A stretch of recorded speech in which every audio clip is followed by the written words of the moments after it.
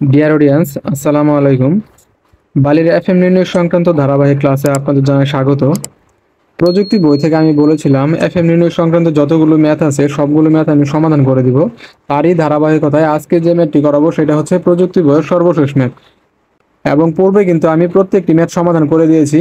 আপনারা পূর্বের ক্লাসগুলো যদি না করে থাকেন তাহলে আমার ইউটিউব চ্যানেলের প্লে লিস্ট থেকে আপনারা কিন্তু পূর্বের ম্যাথগুলো দেখে নিতে পারেন। তো আজকে আমি 18 নম্বর ম্যাথটি করাবো। এই 18 নম্বর ম্যাথটি বাকি ছিল। তো এখানে আপনারা দেখতে পাচ্ছেন কালিয়াকৈরের বালির সূক্ষ্মতার গুণাঙ্ক দেওয়া আছে 2.4 এবং সিলেটের বালির সূক্ষ্মতার গুণাঙ্ক দেওয়া আছে 5.7। এবং এই বালি দুটিকে মিশ্রিত করার ফলে যে বালিটা পাওয়া গেছে সেই মিশ্রিত বালির এফএম দেওয়া আছে 4.4 এবং পাশাপাশি দেওয়া আছে বালির সংকুচন গুণাঙ্ক 0.7 এবং বালিটার আয়তন দেওয়া আছে। এটা হচ্ছে আপাত আয়তন, এটা কিন্তু বালির প্রকৃত আয়তন না। তারপর বলেছে সংযুক্ত বালিতে স্থূল ও সূক্ষ্ম পূরকের পরিমাণ নির্ণয় করো। স্থূল পূরক বলতে বুঝিয়েছে যে বালির এফএম এর মান বেশি সেটা, এবং সূক্ষ্ম পূরক বলতে বুঝিয়েছে যে বালির এফএম এর মান কম সেটা। এখানে যেহেতু কালিয়াকৈরের বালির সূক্ষ্মতার গুণাঙ্ক দেওয়া আছে 2.4 এবং সিলেটের বালির সূক্ষ্মতার গুণাঙ্ক দেওয়া আছে 5.7, তাহলে এখানে হচ্ছে সিলেটের যে বালি সেটা হচ্ছে স্থূল পূরক এবং কালিয়াকৈরের যে বালিটা দেওয়া আছে সেটা হচ্ছে সূক্ষ্ম পূরক। কালিয়াকৈরের বালির পরিমাণ এবং সিলেটের বালির পরিমাণ নির্ণয় করো, এইটা না বলে এখানে একটু একটু টেকনিক্যালি বলেছে যে স্থূল এবং সূক্ষ্ম পূরকের পরিমাণ নির্ণয় করো।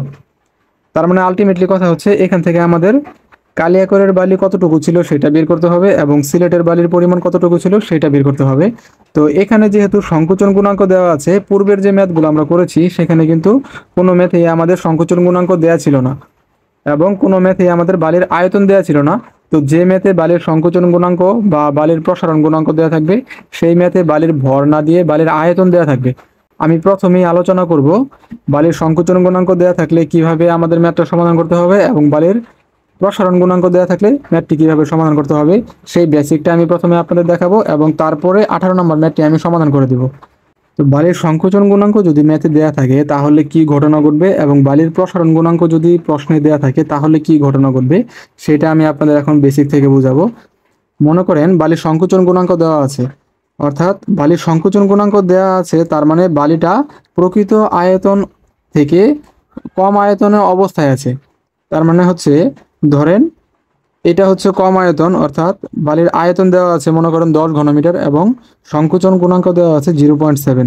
তাহলে এই 10কে যদি আপনি 0.7 দ্বারা ভাগ করেন তাহলে কিন্তু বেশি আয়তন প্রদর্শন করবে, অর্থাৎ 10 ভাগ 0.7।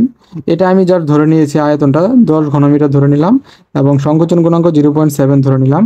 তাহলে আপনারা এটাকে বাড়ানোর জন্য কি করবেন, 10কে 0.7 দ্বারা ভাগ করবেন। 10 ভাগ 0.7 এটা ভাগ করলে আমাদের আসবে 14.28। তো যদি কোনো কারণে সংকোচন গুণাঙ্কের মান 1-এর চাইতে বেশি দেওয়া থাকে তখন কি করবেন, মনে করেন আয়তন দেওয়া আছে 10 ঘনমিটার এবং সংকোচন গুণাঙ্কের পরিমাণ দেওয়া আছে 2।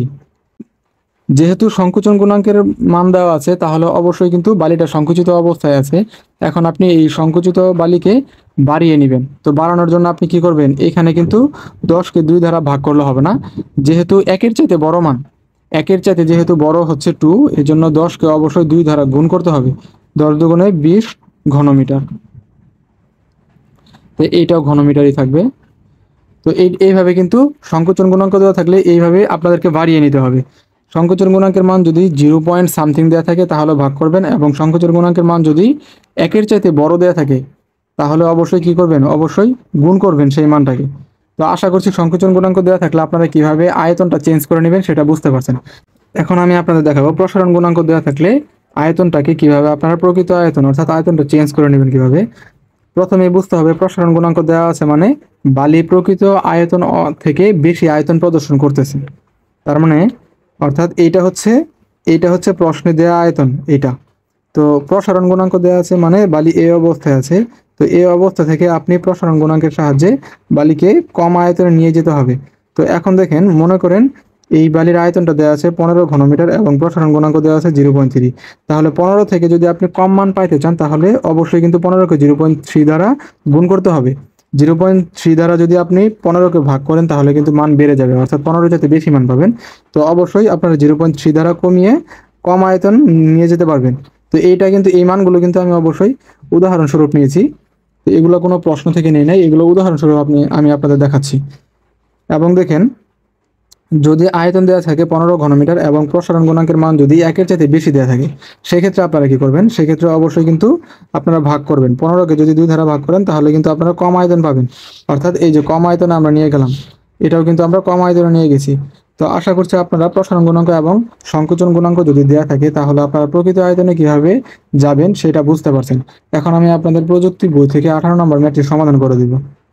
হ্যাঁ, 18 নম্বর ম্যাথের প্রশ্নটা আমি চিত্রের সাহায্যে আপনাদেরকে বুঝিয়ে দিচ্ছি। 18 নম্বর ম্যাথে বলেছে কালিয়াকৈরের বালির FM 2.4, এটা হচ্ছে কালিয়াকৈরের বালির FM, চিত্রের সাহায্যে আমি বোঝাচ্ছি। এবং এটা হচ্ছে সিলেটের বালির FM, সিলেটের বালির FM দেওয়া আছে 5.7 এবং এটার পরিমাণটা দেওয়া নাই, এটারও পরিমাণ দেওয়া নাই। তো এটার পরিমাণ আমরা ধরে নিলাম M1 এবং এটার পরিমাণ আমরা ধরে নিলাম M2। এবং এই দুইটা বালিকে যখন মিশ্রিত করা হয়েছে তখন এই যে মিশ্রিত বালি, এই মিশ্রিত বালির FMটা দেওয়া আছে 4.4 এবং এই বালির আয়তন দেওয়া আছে 10 ঘনমিটার। অর্থাৎ এই মিশ্রিত বালির আয়তনটা দেওয়া আছে 10 ঘনমিটার। পাশাপাশি সংকোচন গুণাঙ্কের মান দেওয়া আছে 0.4। যেহেতু সংকোচন গুণাঙ্কের মান দেওয়া আছে তাহলে বালিটা সংকুচিত অবস্থায় আছে। এখন এই বালিকে আপনারা বাড়িয়ে নেবেন, অর্থাৎ বাড়ানোর জন্য 10কে 0.7 দ্বারা ভাগ করতে হবে। 10কে যদি আপনারা 0.7 দ্বারা ভাগ করেন তাহলে পাবেন 14.28 ঘনমিটার। এইটা পেলাম। তাহলে এখন আমরা এই 14.28 এইটা নিয়ে আমরা কাজ করব। আমি সমাধানটা গুছিয়ে করে দিচ্ছি, আপনারা লিখবেন সমাধান, লিখবেন বালির পরিমাণ, বালির পরিমাণ, বালির পরিমাণ 10 ভাগ 0.7 ইকুয়াল টু 14.28 ঘনমিটার। এটা পেলেন। তারপরে লিখবেন যে এখন আমরা আগের ম্যাথের মতো একটা সূত্র শিখেছিলাম, কম্বাইন্ড FM এর সূত্র, এফসি সমান সমান প্রথম বালির পরিমাণ ইন্টু প্রথম বালির FM। তাহলে প্রথম বালির পরিমাণ হচ্ছে M1 ইন্টু FM এর পরিমাণ হচ্ছে 2.4 প্লাস দ্বিতীয় বালির পরিমাণ M2 ইন্টু FM এর মান হচ্ছে 5.7 এবং নিচে হচ্ছে M1 প্লাস M2। তো এখানে এফসি না দিয়ে সরাসরি মানটাই আমি বসিয়ে দিচ্ছি। এই মান হচ্ছে আমাদের 4.4। তাহলে একটি লাইন আমাদের কমে গেল। তো এখানে আপনারা যদি ক্যালকুলেশন করেন, আর গুণ করে দেন, তাহলে এটা পাবেন 4.4 M1 প্লাস 4.4 M2 এবং এই পাশে থাকবে আমাদের 2.4 M1 প্লাস 5.7 M2। এখন M1 এক পাশে করবেন এবং M2 গুলো এক পাশে করবেন।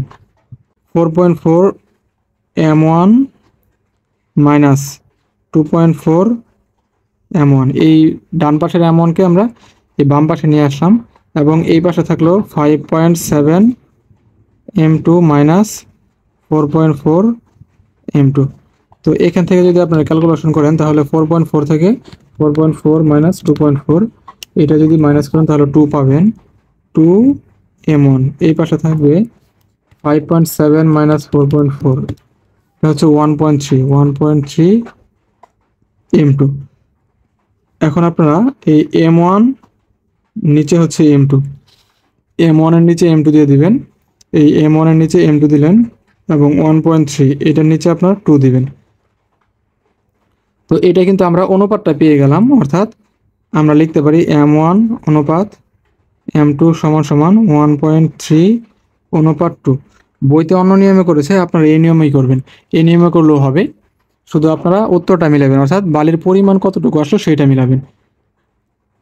তাহলে আমরা এই অনুপাতটা পেয়ে গেলাম। এখন আমরা এস্টিমেটের মতো করে কিন্তু শিখেছি। এস্টিমেটে অনুপাতের ম্যাথ যেভাবে করতে হয়, বালির FM এর ক্ষেত্রে অনুপাতের ম্যাথগুলো সেই একইভাবে করতে হয়। এখন আপনারা লিখবেন অনুপাতের যোগফল বা sum of ratio, sum of ratio সমান 1.3 প্লাস 2, অর্থাৎ অনুপাত দুইটাকে আপনারা যোগ করে দেবেন। এটা হচ্ছে নিয়ম। অনুপাত দুইটাকে যদি যোগ করা হয় তাহলে আসবে আমাদের 3.3। এখন লিখবেন সুতরাং সূক্ষ্ম বালির পরিমাণ, অর্থাৎ কালিয়াকৈরের যে বালি আছে সেটার পরিমাণ, সূক্ষ্ম বালির পরিমাণ সমান সমান, এখানে সূক্ষ্ম বালির অনুপাতটা কত আছে দেখেন 1.3, যেহেতু এম ওয়ানের অনুপাতটা 1.3, এই জন্য এখানে 1.3, নিচে হচ্ছে 3.3, অর্থাৎ এই যে অনুপাতের যে যোগফলটা আছে সেটা দ্বারা ভাগ করলাম, সেটা দ্বারা ভাগ ইন্টু আমরা যে আয়তনটা পেয়েছিলাম 14.28, এটা আপনারা এখানে বসাবেন। তাহলে এখান থেকে আপনারা একটা আয়তন পাবেন এবং স্থূল বালির পরিমাণ অর্থাৎ সিলেটের বালির পরিমাণ, এখানে সিলেটের বালির জন্য আমরা অনুপাতটা পেয়েছিলাম M2 এর জন্য যে অনুপাতটা পেয়েছি সেটা হচ্ছে 2 ডিভাইডেড বাই 3.3 ইন্টু 14.28, এটা হিসাব করলে সিলেটের বালির পরিমাণটা পেয়ে যাবেন।